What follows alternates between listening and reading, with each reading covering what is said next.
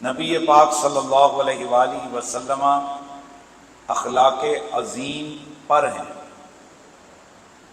وَإِنَّكَ لَعَلَىٰ خُلُقٍ عَظِيمٍ، بے شک اے محبوب آپ اخلاق عظیم پر ہیں۔ یہ جو لفظ علا ہے اس کا حقیقی معنی ہوتا ہے فوق، بلندی۔ بلندی اوپر ہونا دو طرح کا ہے، ایک حقیقی اور ایک حکمی۔ حکمی جس طرح کہا جاتا ہے یہ فلاں پر درجے میں بلند ہے، اب ظاہر ہے وہاں وہ بندہ اس کے اوپر نہیں ہوتا بلکہ اس کا رتبہ، اس کا مقام بلند ہوتا ہے۔ اور کہا جاتا ہے زید علی السطح، زید چھت پر ہے، مطلب چھت نیچے ہے اور زید اوپر ہے۔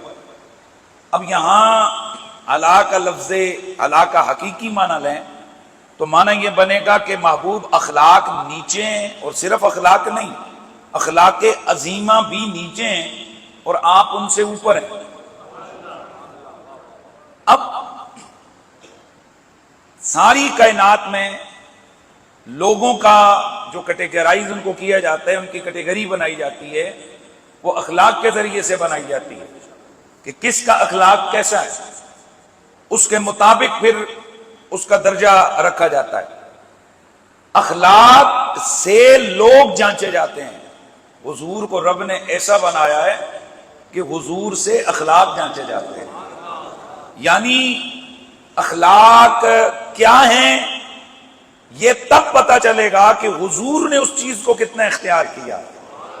ویسے یہ دیکھا جائے گا کہ اس بندے نے اخلاق کو کتنا اپنایا ہے، اور اخلاق کے حسین اور عظیم ہونے کے لیے یہ دیکھا جائے گا کہ اس کو حضور نے کتنا اپنایا ہے۔ اس کا مطلب یہ ہے کہ حضور کو رب نے ایسا بنایا ہے کہ کائنات میں جس چیز کو اخلاق کا درجہ دیا جا سکے اس کو چیک کرنے کے لیے، جیسے ہر چیز کو چیک کرنے کا کوئی نہ کوئی ذریعہ اور آلہ ہوتا ہے، پیمانہ ہوتا ہے، اخلاق کو چیک کرنے کا پیمانہ میرے مصطفیٰ کی سیرت ہے، میرے مصطفیٰ کی صورت ہے، میرے نبی کی ذات ہے۔ میرا نبی جیسے کھائے وہ کھانے کا اخلاق ہے، میرا نبی جیسے بولے وہ بولنے کا اخلاق ہے، میرا نبی جیسے کسی سے ملے وہ ملنے کا اخلاق ہے، میرا نبی جیسے بلائے وہ بلانے کا اخلاق ہے۔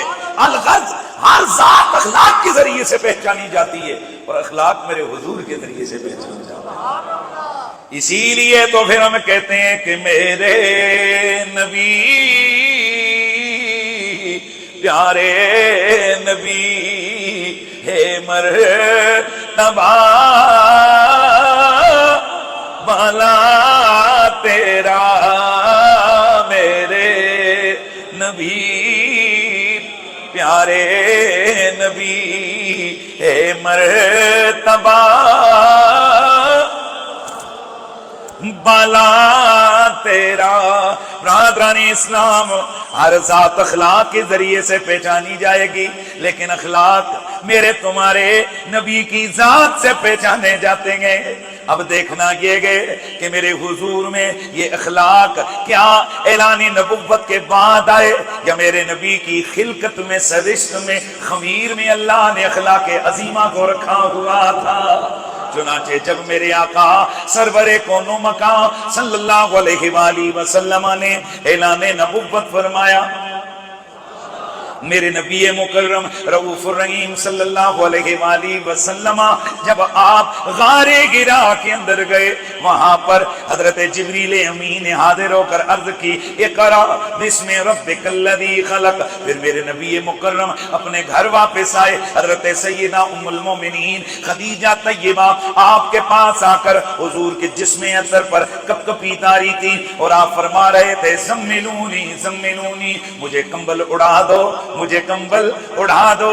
حضرت سیدہ خدیجہ میرے نبی کی خدمت اثر وقدس میں حاضر ہوئی، میرے نبی مکرم کو دیکھا، حضور پر کیفیت غم تاری ہے، تو حضرت سیدہ خدیجہ الکبریٰ نے فرمایا کلا واللہ ما یخزیک اللہ ابدا، یا رسول اللہ، اللہ کی قسم آپ کا رب کبھی بھی آپ کو رسوا نہیں کرے گا. انک لتصل الرحم وتحمل الکلا وتکسب المعدوم وتقری الضیف وتعین علی نوائب الحق. یا رسول اللہ، آقا یہ آپ ہی ہیں. ما یخزیک اللہ ابدا، اللہ کبھی بھی آپ کو ضائع نہیں کرے گا. انک لتصل الرحم، ابھی اعلان نبوت کیا نہیں ہے، پہلے سے گواہیاں آ رہی ہیں. آقا آپ وہی تو ہیں جو صلہ رحمی فرماتے ہیں. وتحمل الکلا، اور بے کسوں کا بوجھ اٹھاتے گئے. وتکسب المعدوم، اور آقا آپ ہی تو ہیں کہ جو مفلسوں کے لیے کما کر لاتے گئے. وتقری الضیف، آپ مہمانوں کی عزت کرنے والے گئے. وتعین علی نوائب الحق، امر حق کا ساتھ دینے والے ہیں. جس کی یہ خصلتیں ہوں، جو بیواؤں کا خیال رکھے، سبحان اللہ کی یہ بات ہے، جو یتیموں کے حقوق کا خیال رکھے، جو غریبوں مفلسوں کا ساتھی ہو، جو حق بات کا علم بردار ہو، ایسی ہستی کو اللہ کبھی ضائع نہیں ہونے دیتا. تو میرے نبی پاک نے اعلان نبوت سے پہلے حضور میں وہ خصلتیں، حضور میں وہ عادتیں تھیں کہ جن کو اگر آج اخلاق کا نام دیا جائے تو وہ ساری باتیں حضور کی دنیا میں آ کر آپ کے بچپن سے لے کر اعلان نبوت تک یہ پوری زندگی.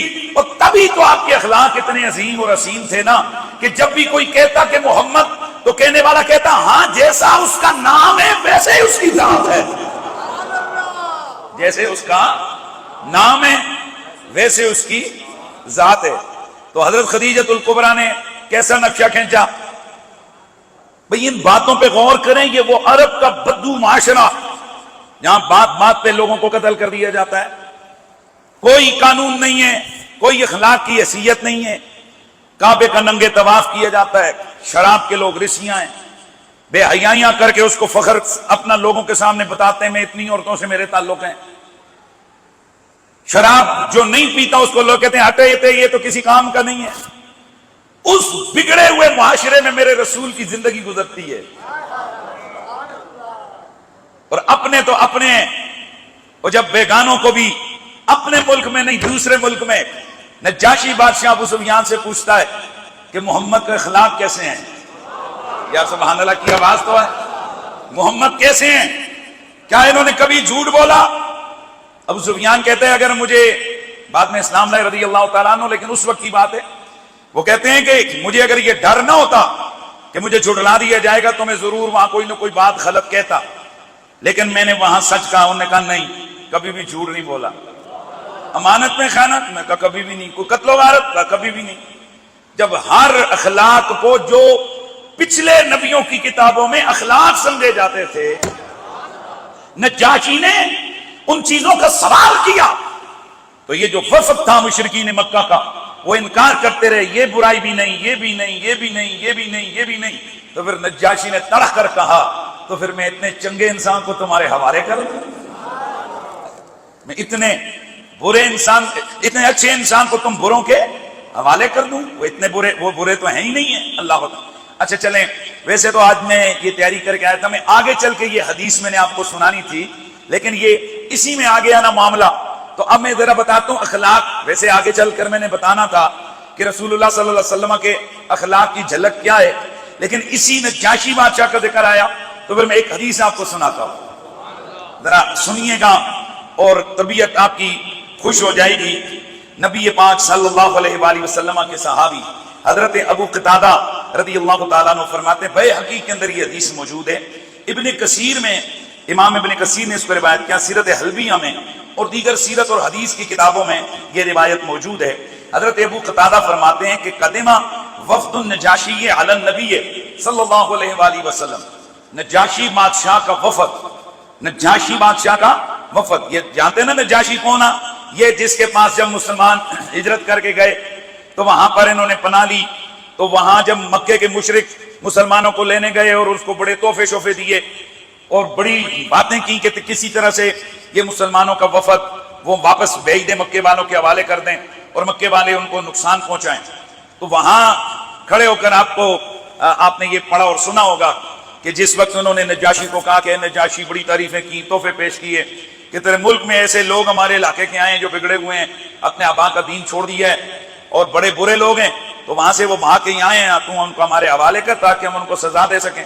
تو اس نے کہا جی کہ میری عادت ہے کہ میں جب تک دوسرے فریق کو نہ سنوں اس وقت تک فیصلہ نہیں کرتا، چلو ایسا کرتے ہیں کل تم بلا لینا اپنے لوگوں کو، کہا کہ ان کو بھی بلا لینا جو آئے ہوئے ہیں اور ان کو بھی بلا لینا۔ چنانچہ اگلا دن آیا، رسول اللہ کے صحابہ نجاشی بادشاہ کے دربار میں پہنچے، تو یہ گئے یہ مکے والے، تو انہوں نے جا کر اس کو تعظیمی سجدہ کیا۔ حضرت سیدنا جعفر طیار مولا علی کے ویر، ابو طالب رضی اللہ عنہ کے بیٹے، رسول اللہ کے صحابی، آپ اس وفد کے سربراہ تھے۔ یہ پورا وفد گیا، سیدھا جا کر یوں کھڑا ہو گیا، تو انہوں نے کہا دیکھا ان کی بدتمیزی، ان کی حالت دیکھی ہے بادشاہ، تو نے خود تیرے ملک میں پناہ لیے ہوئے ہیں لیکن تیرے آگے انہوں نے تعظیمی سجدہ نہیں کیا۔ نجاشی نے کہا ہاں بتاؤ کیوں نہیں کیا؟ تو حضرت جعفر طیار نے فرمایا ہمارے رسول بادشاہ، ہم اس محمد نبی کے ماننے والے ہیں جنہوں نے ہمیں سچائی کا راستہ بتایا، ہمیں منع کیا، ہم شراب پیتے تھے ہمیں کہا شراب نہ پیو، ہم برائیاں کرتے تھے ہمیں برائیوں سے روکا، ہم یتیموں کا حق مارتے تھے ہمیں روکا۔ ساری اوصاف حمیدہ میرے نبی کی بیان کر کے کہا کہ اسی رسول نے جن کا یہ دعویٰ ہے کہ وہ اللہ کے آخری رسول ہیں، اس نے ہمیں یہ حکم دیا ہے کہ ہم سوائے خدا کے کسی کے آگے سجدہ نہیں کرتے ہیں۔ ہمارے نبی نے ہمیں منع کیا ہے، اس لیے ہم تیرے آگے سجدہ نہیں کر سکتے۔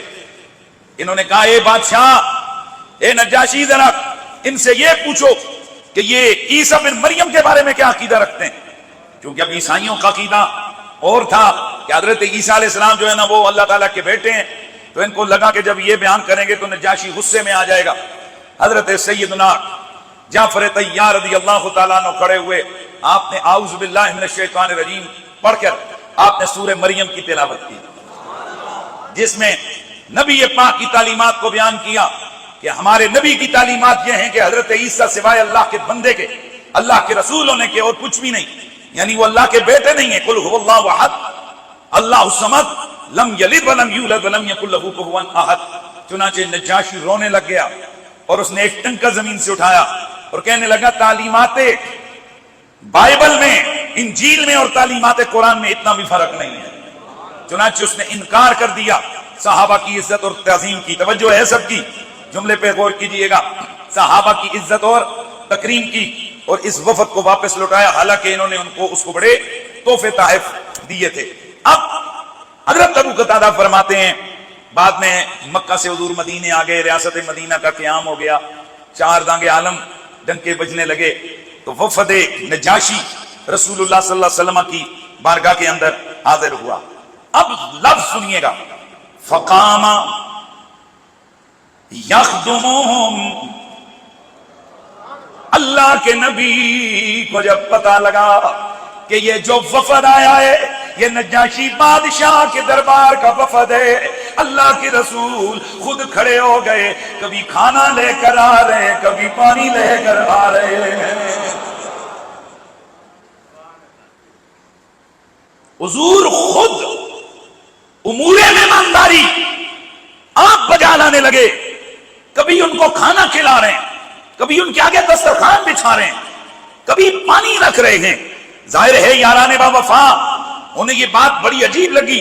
فقال اصحابہ نحن نکفیک یا رسول اللہ، صحابہ کرام نے عرض کی آقا ہم کافی ہیں، ہم کر رہے ہیں نا، حضور آپ تشریف رکھیے، مہمان ہیں ہم ان کی عزت کریں گے۔ قال انہم کانوا لاصحاب مکرمین فانی احب ان اکافیہم، فرمایا اب بات ٹھیک ہے کہ تم بھی ان کی مہمان نوازی کر لو گے، لیکن یہ وہ لوگ ہیں جنہوں نے میرے صحابہ کی عزت کی تھی۔ جسے کوئی سمجھ آئیے تو وہ بولے گا، جسے سمجھ نہیں آئیے اس کے لیے پھر میں کیا کہہ سکتا ہوں۔ ایک جملہ کافی ہوتا ہے، جو خطابت کا جوش اور رنگ سمجھنے والے لوگ ہوتے ہیں۔ میرے حضور نے فرمایا ٹھیک ہے تم لوگ کافی تھے ان کی مہمانداری کرنے کے لیے، مہمان نوازی کرنے کے لیے، لیکن میں خود ان کے آگے پانی رکھ رہا ہوں، خود ان کا کھانا لے کر رہا ہوں، خود ان کے لیے میں سارے امور بجا لا رہا ہوں۔ کیوں؟ کہ یہ وہ لوگ ہیں جنہوں نے میرے صحابہ کی عزت کی تھی۔ کانوا لاصحاب مکرمین، یہ وہ لوگ ہیں جنہوں نے میرے صحابہ کی، آواز آئے، میرے صحابہ کی عزت کی تھی، میرے صحابہ کی تقریب کی تھی، میرے یاران با وفا کی مہمان نوازی کی تھی۔ آج محمد انہیں اپنے ہاتھوں سے کھلائے گا، آج محمد ان کے آگے خود دسترخوان بچھائے گا، آج محمد انہیں خود پلائے گا، آج سارے کام میں کروں گا تاکہ ان کو پتہ لگ جائے کہ نیکی کا بدلہ، صحابہ کی عزت کا بدلہ کیا ہوتا ہے۔ مجھے لمبی بات نہیں کرنی، اس جملے کو اپنے پلے باندھو۔ یہاں ایک طرف ان لوگوں کو اخلاق کے ذریعے سے نبی پاک نے بدلہ دیا نیکی کا، دوسری طرف قیامت تک آنے والوں کو تعلیم دی کہ جو صحابہ کی عزت کرتے ہیں ان کی عزت مصطفیٰ کرتے ہیں، جو صحابہ کی عزت کرتے ہیں ان کی عزت حضور کرتے ہیں۔ بہرحال بات جو ہے نا وہ دور نکل گئی، تو میں عرض کر رہا تھا کہ میرے نبی پاک صلی اللہ تعالی علیہ وآلہ وسلم انک لعلی خلق عظیم، آپ اخلاق عظیمہ پر ہیں۔ حضور کے اخلاق، ان کو اگر کیٹیگرائز کیا جائے تو نبی علیہ السلام کے اخلاق کافروں کے ساتھ، نبی علیہ السلام کے اخلاق دشمنوں کے ساتھ، نبی علیہ السلام کے اخلاق بیویوں کے ساتھ، نبی علیہ السلام کے اخلاق رشتہ داروں کے ساتھ، نبی علیہ السلام کے اخلاق بچوں کے ساتھ، نبی علیہ السلام کے اخلاق پڑوسیوں کے ساتھ، نبی علیہ السلام کے اخلاق مجرموں کے ساتھ، نبی علیہ السلام کے اخلاق قاتلوں کے ساتھ، کافروں کے ساتھ۔ یہ اتنا طویل موضوع ہے برادران اسلام کہ اس کو اگر ایک ایک پوائنٹ کو ڈسکس کریں گے تو میں سمجھتا ہوں سال ہر سال میں بھی یہ موضوع ہم اس کو کور نہیں